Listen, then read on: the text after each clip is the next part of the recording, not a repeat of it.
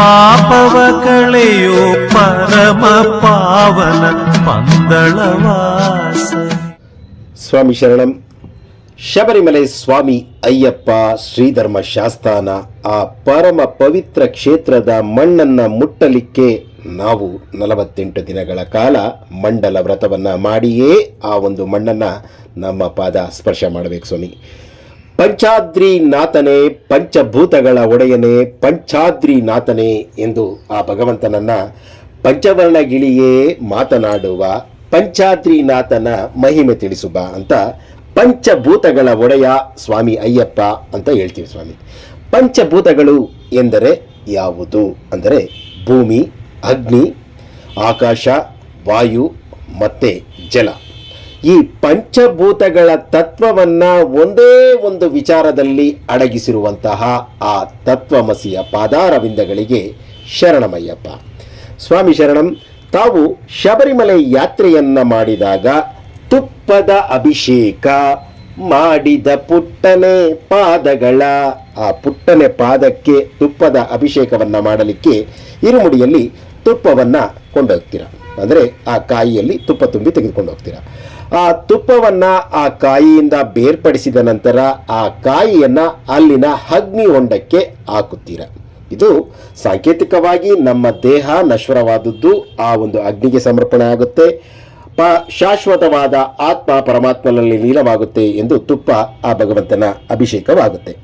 ಈಗ ಪಂಚಭೂತಗಳಲ್ಲಿ ಆ ತತ್ವವನ್ನು ಅಡಗಿಸಿರುವಂತಹ ಅಗ್ನಿ ಹೊಂಡದ ವಿಚಾರಕ್ಕೆ ಬರಬೇಕಾದ್ರೆ ಆ ಭೂಮಿಯ ಮೇಲೆ ಆ ಅಗ್ನಿ ಹೊಂಡ ಇದೆ. ಅಲ್ಲಿಗೆ ಭೂಮಿ ಅಗ್ನಿ ಎರಡೂ ಅಲ್ಲಿ ನಿಮಗೆ ದೊರಕಿತು.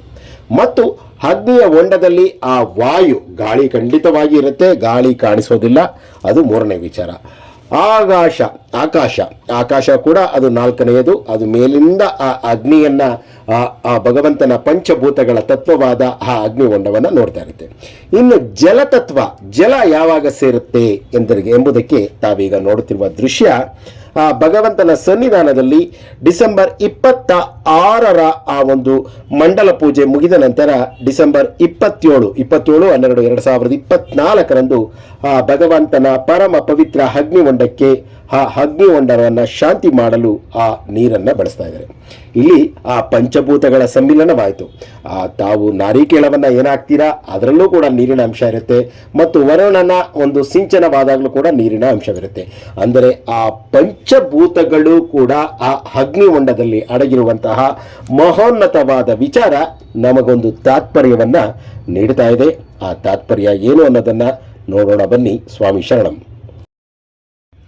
ಪಂಚಭೂತಗಳ ಒಡೆಯ ಆ ಭೂತನಾಥ ಸ್ವಾಮಿ ಅಯ್ಯಪ್ಪನ ಸನ್ನಿಧಾನದಲ್ಲಿ ಅಗ್ನಿ ಸ್ಪರ್ಶವಾಗಿ ಆ ಅಗ್ನಿಯ ಒಂದು ಜ್ಯೋತಿ ಬೆಳಗೋದು ಆ ಸನ್ನಿಧಾನವನ್ನು ತೆರೆಯುವ ದಿನ.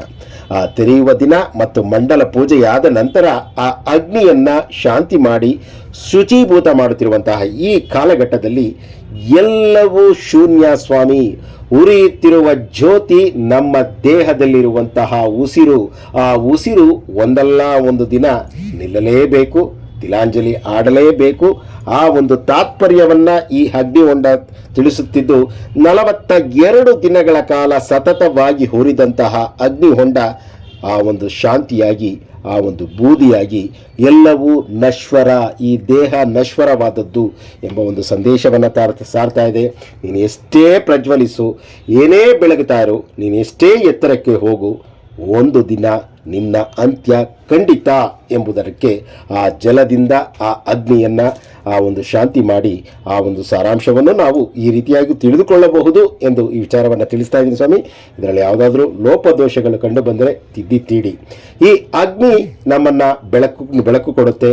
ಆ ಬೆಳಕು ಕೊಡುವಂತಹ ಅಗ್ನಿ ಆ ಒಂದು ಎಷ್ಟು ಸಮಯ ನಮ್ಮ ಜೀವನ ಇರುತ್ತೋ ಆ 42 ದಿನಗಳ ಕಾಲ, ಮತ್ತು ಮಾಸ ಪೂಜೆಗಳಲ್ಲಿ 5 ದಿನಗಳ ಕಾಲ, ವಿಶೇಷ ಉತ್ಸವಗಳಲ್ಲಿ 10 ದಿನಗಳ ಕಾಲ ಅಂತ ಏನೋ ಒಂದು ಕಾಲಘಟ್ಟ ಇದೆ.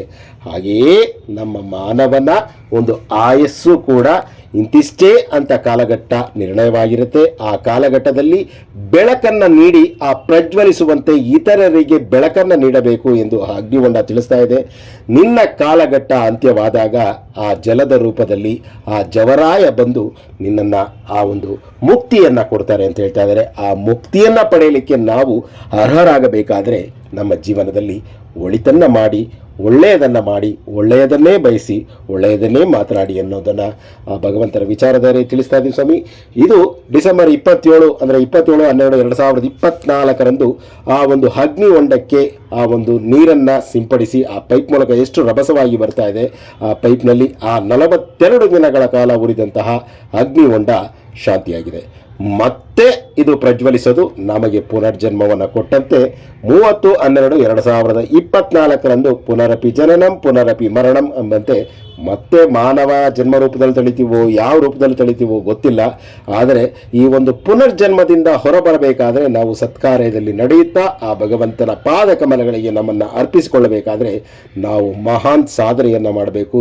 ಆ ದೈವಿಕ ಸಾಧನೆಯನ್ನು ಮಾಡಲಿಕ್ಕೆ ಆ ಭಗವಂತನ ಆಶೀರ್ವಾದವನ್ನು ಬೇಡುತ್ತಾ ಮತ್ತೆ 30/12/2024 ಸಂಜೆ ಈ ಅಗ್ನಿಹೊಂಡವನ್ನು ಆ ಮೇಲ್ಶಾಂತಿಗಳು ಆ ಒಂದು ದೀಪಾರಾಧನೆಯನ್ನು ಸನ್ನಿಧಾನದಲ್ಲಿ ಮಾಡಿ ಆ ಭಗವಂತನ ಆಶೀರ್ವಾದದಂತೆ ಆ ಪಂಚಭೂತಗಳ ಒಡೆಯನ ಅಪ್ಪಣೆ ಪಡೆದು ಅಲ್ಲಿ ಅಗ್ನಿಹೊಂಡಕ್ಕೆ ಆ ಅಗ್ನಿಯನ್ನು ಸಮರ್ಪಿಸಿ ಮತ್ತೆ ಜನವರಿ 19ರವರೆಗೂ ಕೂಡ ಹುರಿತಾನೆ ಇರುತ್ತೆ.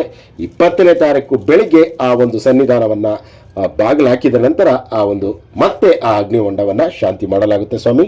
ನನಗಿಂತ ಕಿರಿಯವನು ಯಾರೂ ಇಲ್ಲ. VSS ಮೀಡಿಯಾ ಯೂಟ್ಯೂಬ್ ಚಾನಲ್ ಹಾಗೂ ಮಣಿಕಂಠನ ಮಹಿಮೆ ಫೇಸ್ಬುಕ್ ಪೇಜ್ಗಾಗಿ ಆ ಅಗ್ನಿಹೊಂಡದ ವಿಚಾರಧಾರೆಯನ್ನು ಈ ಒಂದು ವಿಧಾನದಲ್ಲಿ ತಿಳಿಸಲಿಕ್ಕೆ ಪ್ರಯತ್ನ ಮಾಡಿದ್ದೀನಿ.